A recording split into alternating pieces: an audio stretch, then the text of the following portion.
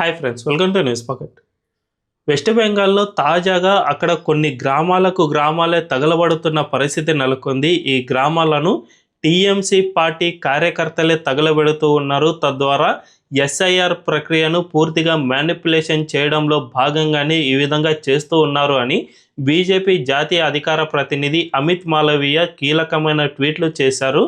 ఈ తాజాగా కోల్కతా నగరానికి సమీపంలో ఉన్న న్యూ టౌన్ అనే నియోజకవర్గంలోని ఘని అనే ఒక స్లమ్ ఉంటుంది. ఈ స్లమ్లో పెద్ద ఎత్తున ఇల్లు తగలబడ్డాయి. సాధారణంగా ఎక్కడైనా ఫైర్ యాక్సిడెంట్ ఇలాంటివి జరిగినప్పుడు వెంటనే ఫైర్ ఇంజన్లో ఆ స్థలానికి చేరుకుని మంటలను ఆర్పేసే ప్రయత్నాలు చేస్తాయి. కానీ ఇక్కడ జరిగిన ఫైర్ యాక్సిడెంట్లో మాత్రం కొన్ని గంటల తర్వాత కానీ ఫైర్ ఇంజన్లు రాలేదు. కొన్ని గంటల తర్వాత కానీ పోలీసులు ఆ ఘటనా స్థలానికి చేరుకోలేదు. దీన్ని బట్టి చూస్తూ ఉంటే టీఎంసీ పార్టీ కార్యకర్తలే ఈ స్లమ్స్ను పూర్తిగా తగలబెట్టే ప్రయత్నం చేశారు. తద్వారా ఎస్ఐఆర్ ప్రక్రియను రాష్ట్రంలో మ్యానిపులేషన్ చేసే ప్రయత్నాలు పెద్ద ఎత్తున జరుగుతూ ఉన్నాయి అని అమిత్ మాలవీయ ఆరోపించారు. దీనికి సంబంధించి కొన్ని కీలక ఆధారాలను సైతం ఆయన బయటపెట్టారు.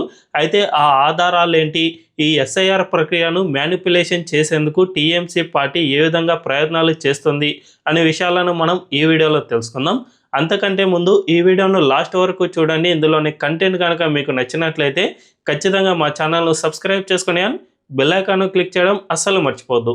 ఇక డీటెయిల్స్లోకి వెళ్తే ఈ ఘనీ స్లమ్ అనేది కోల్కతా నగరానికి చాలా సమీపంలో ఉంటుంది. ఈ సమీపంలో ఉన్న న్యూ టౌన్ అనే ఒక నియోజకవర్గంలో ఈ ఘనీ స్లమ్ అనేది ఉంటుంది. జనరల్గా గత కొన్ని నెలలుగా చూసుకుంటే ఈ స్లమ్ నుంచి పెద్ద ఎత్తున ఉన్న ప్రజలు తమ సొంత దేశానికి వెళ్ళిపోవడం స్టార్ట్ చేశారు. మనందరికీ తెలుసు ఎస్ఐఆర్ ప్రక్రియ వెస్ట్ బెంగాల్లో ఎప్పుడైతే స్టార్ట్ అయిందో ఆ సమయంలోనే పెద్ద ఎత్తున ఆ రాష్ట్రంలో నివాసం ఉండే అక్రమ వలసదారులంతా కూడా బోర్డర్ దాటి తమ సొంత దేశానికి వలస వెళ్ళిపోయిన వీడియోలు అనేకం దర్శనమిచ్చాయి. చాలా వరకు జాతీయ మీడియాలు ఈ ఇన్సిడెంట్లను కవర్ చేశాయి. చాలామంది దాదాపుగా కొన్ని వందల మంది బోర్డర్ దగ్గర తమ దేశానికి వెళ్ళిపోవడానికి రెడీగా ఉండడం, దీంతో బీఎస్ఎఫ్ జవాన్లు వాళ్లకు సంబంధించిన బయోమెట్రిక్ తీసుకుని వెంటనే వాళ్ళను సొంత దేశానికి తిప్పి పంపించడం ఇలాంటివి చాలానే జరిగాయి. ఈ విధంగా ఈ అక్రమ వలసదారులు చాలామంది తమ సొంత దేశానికి వెళ్ళిపోవడంతో ఇలాంటి స్లమ్స్, ఈ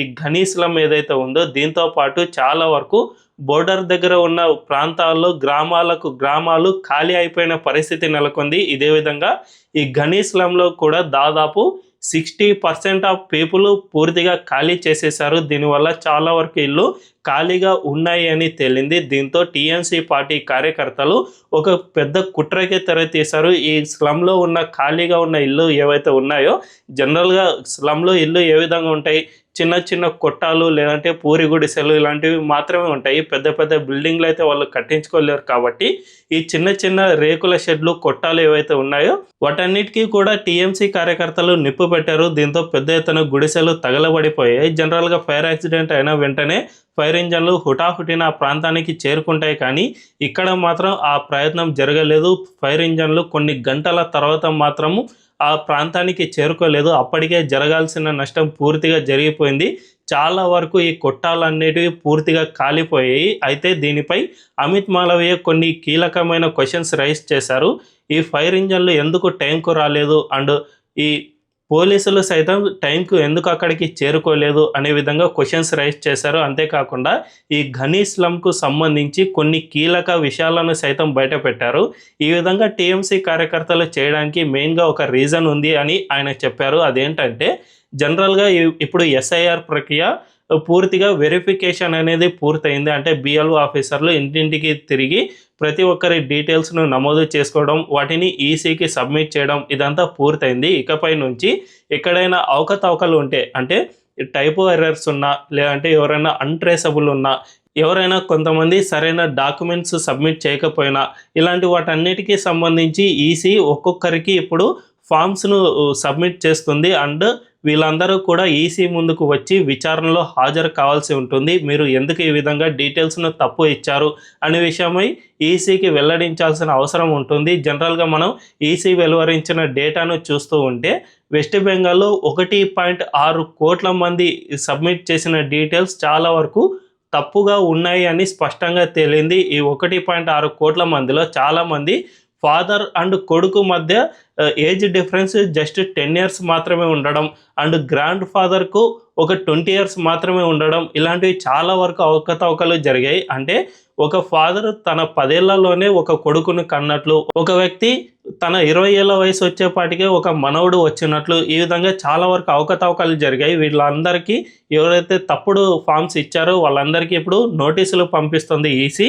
వాళ్ళంతా కూడా ఇప్పుడు విచారణకు హాజరు కావాల్సి ఉంటుంది. ఈ విధంగా విచారణకు హాజరు కావాలంటే ఈ ఈసీ అడిగిన అన్ని డాక్యుమెంట్లను వీళ్ళు సబ్మిట్ చేయాల్సిన అవసరం ఉంటుంది. దాదాపు 12 డాక్యుమెంట్లను వీళ్ళు చూపించాలి. అందులో బర్త్ సర్టిఫికేట్, ఆధార్, ఓటర్ ఇవన్నీ కూడా ఉంటాయి కాబట్టి వీటన్నిటిని తీసుకువెళ్ళి ఈసీకి సబ్మిట్ చేయాలి. సో ఈ విధంగా కనుక ఎక్కడైనా గ్రామాలు లేదంటే ఇల్లు తగలబడిపోతే ఇక తమ డాక్యుమెంట్లన్నీ కూడా ఆ ఫైర్ యాక్సిడెంట్లో తగలబడిపోయాయి, మా దగ్గర ఇచ్చుకోవడానికి ఏమీ లేదు, సో మమ్మల్ని భారతీయులుగా కన్సిడర్ చేయండి అని ఈ అక్రమ వలసదారులు ఎవరైతే ఉంటారో వీళ్ళు ఈసీని అడిగే అవకాశం ఉంటుంది. ఇదే సమయంలో టీఎంసీ పార్టీ కార్యకర్తలు కూడా ఎలక్షన్ కమిషన్ ఆఫీసర్లపై ఒత్తిడి తీసుకువచ్చే అవకాశం ఉంటుంది. మనందరికీ తెలుసు, రీసెంట్గా ఎస్ఐఆర్ ప్రక్రియలో బిఎల్ఓ ఆఫీసర్లపై టీఎంసీ పార్టీ కార్యకర్తలు పెద్ద ఎత్తున ఒత్తిడి తీసుకువచ్చారు. తద్వారా తప్పుడు డాక్యుమెంట్లు సబ్మిట్ చేసే విధంగా వీళ్ళు ప్రయత్నాలు చేశారు. ఇదే విధంగా ఇప్పుడు ఈ విచారణకు హాజరయ్యే సమయంలో ఎవరైతే అధికారి విచారణ చేస్తారో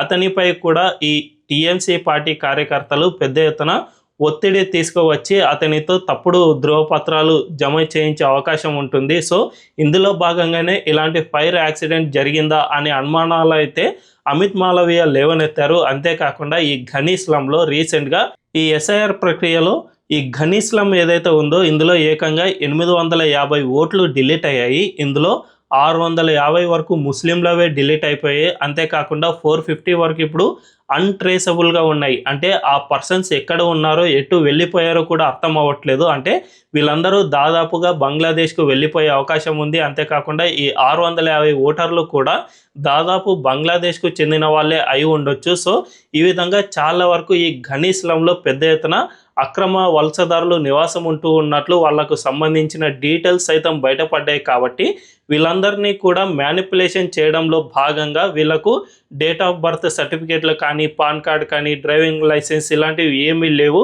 మా దగ్గర ఇల్లు తగలబడిపోయాయి కాబట్టి ఆ ఫైర్ యాక్సిడెంట్లో మొత్తంగా వెళ్ళిపోయాయి, సో మా దగ్గర సబ్మిట్ చేయడానికి ఏమీ లేదు, మమ్మల్ని మీరు కన్సిడర్ చేయండి, మాకు కొత్త ఫారాలు ఇప్పించండి, వాటిని మేము ఫిలప్ చేస్తాం, తద్వారా మాకు ఓటర్ కార్డు ఇప్పించండి అనే విధంగా వీళ్ళ నుంచి టీఎంసీ పార్టీ కార్యకర్తలు వీళ్ళ ద్వారా కోరే అవకాశం ఎంతైనా ఉంది అని అమిత్ మాలవీయ ఆరోపణలు చేస్తూ ఉన్నారు. దీన్ని బట్టి చూసుకుంటే ఆ రాష్ట్రంలో అక్రమ వలసదారులను కాపాడుకోవడానికి టీఎంసీ పార్టీ గ్రామాలనే తగలబెట్టేందుకైనా సిద్ధంగా ఉంది అని స్పష్టంగా అర్థమవుతుంది. ఈ ఎస్ఐఆర్ ప్రక్రియ స్టార్ట్ కావడానికి ముందే మమతా బెనర్జీ కొన్ని కీలక వ్యాఖ్యలు చేశారు. అదేమిటంటే ఈ ప్రక్రియ గనక ఈసీ వెస్ట్ బెంగాల్లో స్టార్ట్ చేస్తే రాష్ట్రంలో అల్లర్లు క్రియేట్ అయినా కూడా ఆశ్చర్యపోనక్కర్లేదు, దానికి నాకు ఎటువంటి బాధ్యత లేదు అనే విధంగా మమతా బెనర్జీ గతంలోనే హెచ్చరించే ప్రయత్నం చేశారు. అంతేకాకుండా రీసెంట్గా ఇంట్లోని మహిళలందరూ కత్తులు లేదంటే ఇంట్లోని కిచెన్లో దొరికే టూల్స్ ఏవైతే ఉంటాయో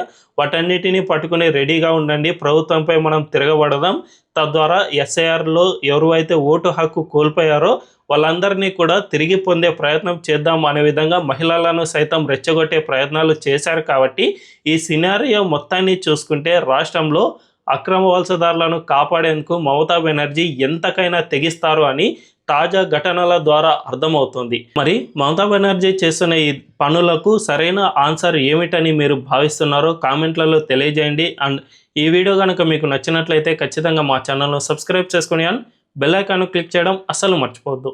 థ్యాంక్ యూ.